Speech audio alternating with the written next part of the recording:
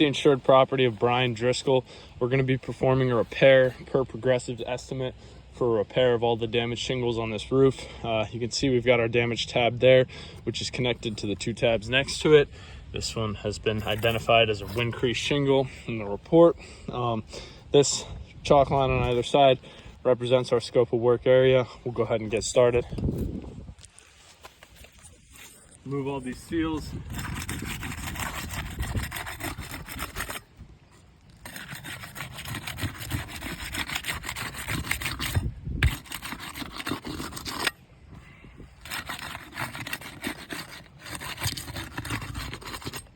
Remove the nails. Being gentle with these shingles, not to cause them any unnecessary stress.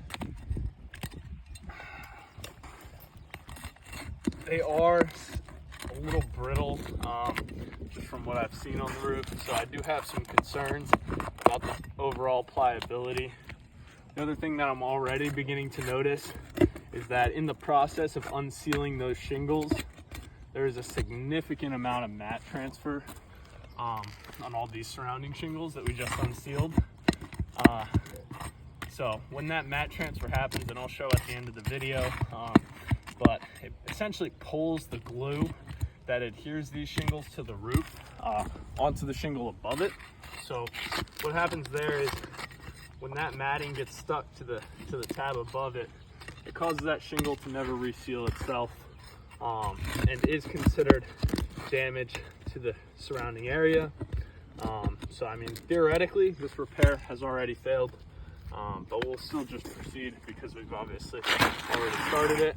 Got our old shingle removed, no markings on the back. Put that guy up there.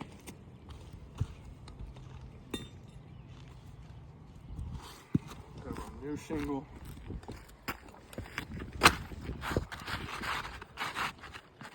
So these shingles have a wider and longer length and exposure compared to your standard 3-tab shingle. So this here is a normal 3-tab shingle. As you can see, there's a little bit of a margin on either side. We'll do our best to try and make up for that. But these shingles are very difficult to find and locate. I do not believe that they are discontinued. They are still in production. But once again, you know, they're tough to find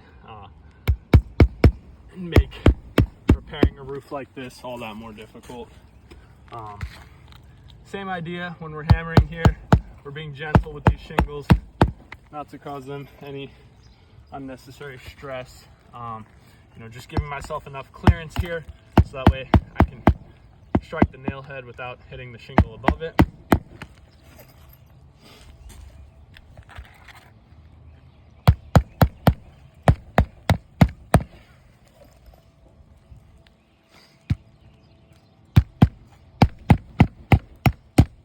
See, this new shingle I installed does have some curling going on, but that's normal. Just from the bundle it was in, was at a weird angle.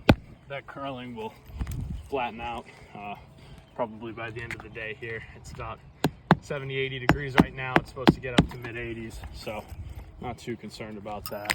Once we get some sun, those shingles will flatten themselves out. What they will not do, unfortunately, is reseal themselves. So as you can see, we finished our repair. Got some very extensive creasing to the surrounding areas, and I won't brush them too much, but there are a lot of loose granules that have built up on these shingles from doing that repair. So you can see if I just lightly brush those loose granules out of the way, you know, mimicking a light breeze coming by, right? And you can see there's a very significant amount of creasing on pretty much every single one of these surrounding shingles. If you see, there's creasing that runs along the top of this guy here, top of this one here, on the corner here, and on this shingle here. Same thing there, and you can see there's creasing right there. The mat transfer I was talking about, you can see very clearly here. So you can see all those matting chunks that were removed in trying to unseal this shingle are now stuck to the top of the shingle above it. So the adhesive is now connected to this shingle and the top of this. There is no adhesive here and there is no adhesive here. So this shingle will not reseal itself. Same thing here. Same thing here. And on these ones below it. Now, obviously, these ones are slightly different because now there's a new matting strip from the new shingle that we've installed. However, they will not get a good seal because, as you can see, there's about a 1/4 inch gap from the old matting stuck to the shingle above it. So when that shingle tries to seal, the only thing that's actually going to stick is the bottom of these matting chunks, and the actual shingle itself will not seal.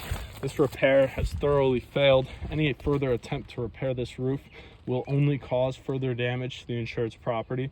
The only option to restore this property back to pre-loss conditions is via a full roof replacement. We have damage in areas closer to the eaves.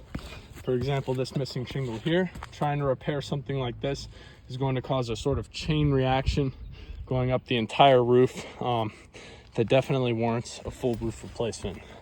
Thank you, and have a nice day.